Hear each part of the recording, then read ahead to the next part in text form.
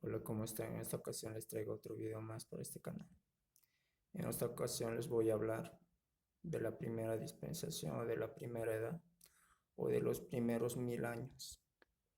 Y esta dispensación se llama la dispensación de la inocencia. Bueno, todo empieza con la creación de los 6 días. Estamos hablando de la creación de, de los animales, de las plantas, de todo lo que se mueve en el cielo, de animales que se mueven en el cielo, de animales que se mueven sobre las aguas, en los ríos, los mares, y sobre la superficie terrestre, las bestias del campo, todos esos animales, ¿no?, que se mueven sobre la superficie terrestre, y el género humano. Bueno, y, y, y, y se manifiesta, ¿no?, la primera dispensación, la dispensación de la inocencia, desde la creación hasta donde el Señor Jesús, Dios en Jesús, pone al género humano en el huerto del Edén para probarle, y la expulsión del huerto del Edén. Entonces, todo empieza cuando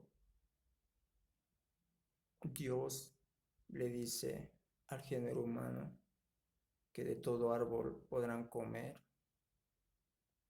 pero menos del árbol que está en medio de ellos. Ese árbol que es el árbol de la ciencia del bien y del mal. Entonces, Dios había creado todo árbol bueno para comer, dice. Entonces, llega un tiempo en que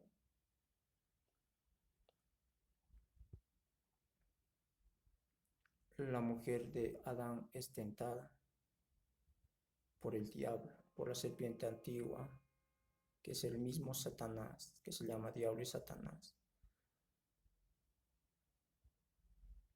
Entonces, eh, Dios, cuando le dice al género humano, a través de Adán y a través de Adán a nosotros, de, de todo árbol podrás comer, pero el árbol que está en medio de ustedes no lo comerán, porque el día que coman de él, ciertamente morirán. En ese entonces el género humano era inocente, no sabía qué era bueno y qué era malo, y tampoco conocían la muerte.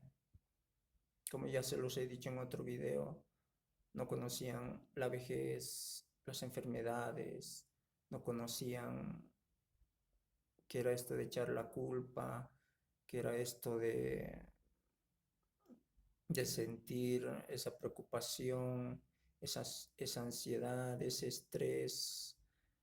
Nada de todo lo que nosotros conocemos, pasamos y vivimos de todos los días en nuestra vida diaria había en ellos. Entonces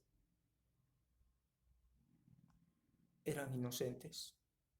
Ni siquiera al estar desnudos se sentían avergonzados. Nosotros, si caminamos por la calle desnudo, pues nos sentimos avergonzados, ¿no? La gente ya empieza: ¿qué le pasa? Está loco y ¿no? Y entonces el género humano cae en desobediencia.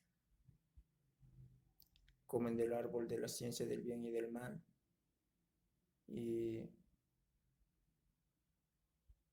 y mueren en ese instante, en ese momento, primero espiritualmente, luego con el tiempo físicamente. Dios le dice ciertamente, con toda certeza, con toda seguridad: ciertamente morirás. Y no estaba mintiendo Dios, pero comieron del árbol de la ciencia del bien y del mal y murieron. tal como lo dijo Dios. Primero murieron espiritualmente, luego tanto murió el alma, digo, como el espíritu, y como el alma también murió. Ese sería en el sentido espiritual. Luego, con el tiempo, físicamente. ¿De qué manera murieron espiritualmente? Murieron de la manera en que se alejaron de la presencia de Dios. Porque dice, ¿no es cierto? De pronto el Señor se paseaba y llamó al género humano, dice, Adán, ¿dónde estás? ¿Y qué le responde Adán?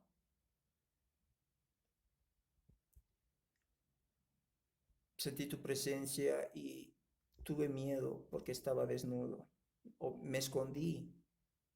No, no sentí tu presencia, no. Me escondí porque tuve miedo. No, algo así le dice. Y me escondí porque estoy desnudo.